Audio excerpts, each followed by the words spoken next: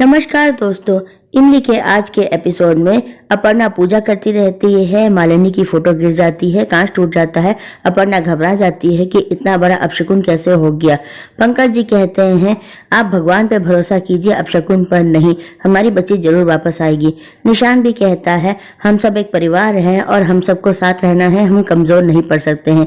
पूरा परिवार मिलकर सीता मैया की पूजा करने लगते हैं और मालिनी के लिए प्रार्थना करने लगते हैं।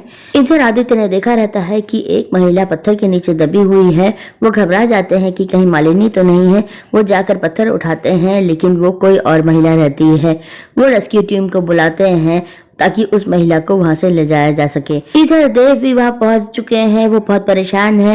रेस्क्यू टीम उस महिला को लेटाकर उस पर सफेद चादर डालती है तो देव भी घबरा जाते हैं। उन्हें लगता है कि कहीं मालू तो नहीं है।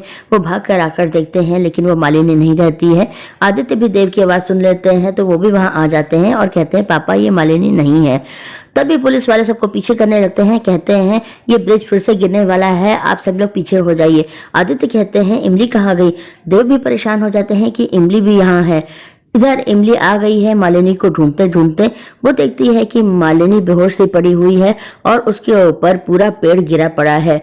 इमली मालिनी को होश में लाने की कोशिश करती है और उससे कहती है कि हम ये पेड़ हटा देंगे, आपको थोड़ी हिम्मत करनी होगी।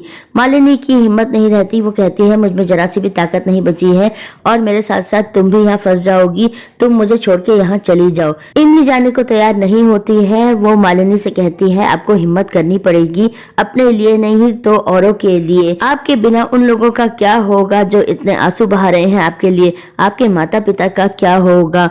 और ये सब भी नहीं याद रखना चाहती तो ये याद रखिए कि आप एक औरत हैं। औरत के शरीर में भले ही ताकत कम हो लेकिन उसमें सहने की शक्ति बहुत ज्यादा होती है। आप हिम्मत करेंगी तो आप यहाँ से जरूर निकल पाएंगी। और ये भी नहीं याद रखना चाहती हैं तो बाबू साहब के बारे में सोचिए। हमारी अम्मा कहती है कि औरत का अपने सुहाग पर से कभी विश्वास नहीं उठना चाहिए।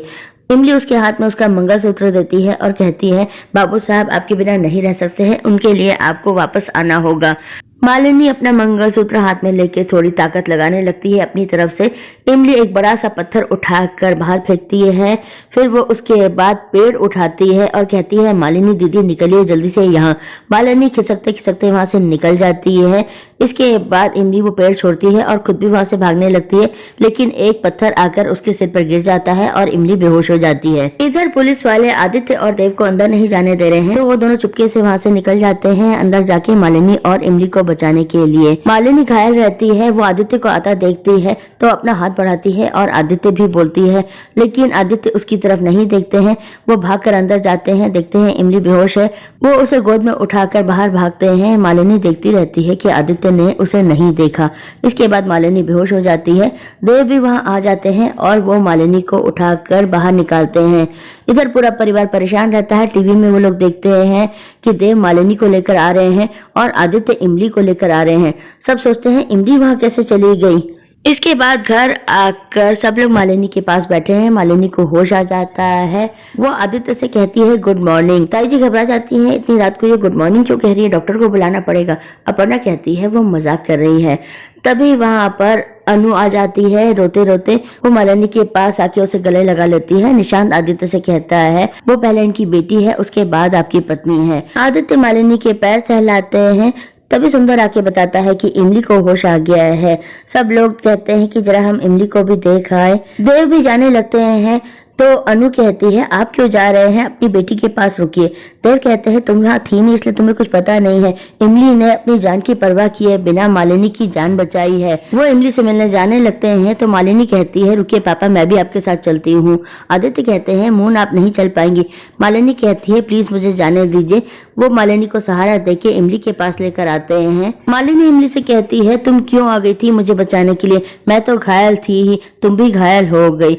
इमली कहती है मालिनी दीदी आपका बचना जरूरी था, हम तो ऐसे ही हैं।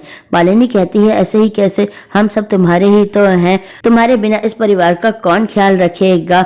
और आदित्य, उनसे तो तुम्हारा सबसे गहरा रिश्ता है ना। ये सुनकर इमली आदित्य की ओर देखने लगती है और आदित्य भी चुप रह जाते हैं।